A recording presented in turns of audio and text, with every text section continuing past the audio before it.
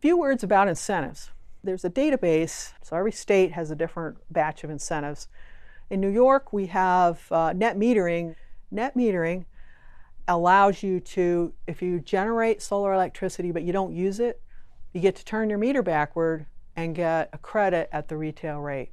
So instead of having a battery, you're kind of using the grid as storage. It doesn't really store it. It basically takes the electricity you generated, and some other person that needs it is going to use it. It's kind of like when you put your money in the bank, somebody's going to use the money, but it's still yours. You're still getting your credits.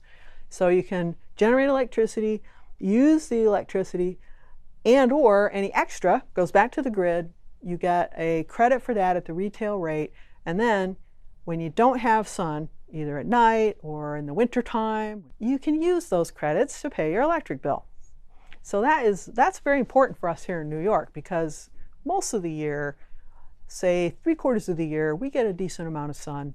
But there's that time, right, December, January, February, when we really don't get a lot of sun. So we can accumulate credits during the sunny time of year and then use them up in the winter. So when we size up a system for your house or your business, we are going to size it so that it generates the number of kilowatt hours you need for the whole year.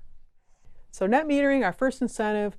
There have been other incentives over the years in New York. Right now, NYSERDA has a small grant still available for solar energy systems for both home, small commercial, large commercial. I guess there's some even for utility scale. But you can find all that out on their dashboard at nyserda.newyork.gov. And that's a grant. There's a New York State tax credit, and that is for residential. So it's only for residential.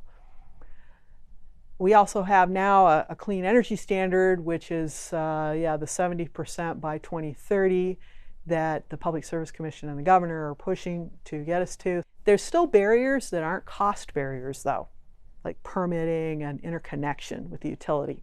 So there's things to work on that aren't necessarily a cost issue, but you just have to streamline a process if we want to get to this goal. The only federal incentive solar has ever had is a tax credit. That tax credit had been 30% for many years, and now it's being stepped down. So it's 26% this year. It'll be 22% next year, and after that. And this is a percentage of system costs, this tax credit. And it's a credit. It's not a deduction. It's a credit.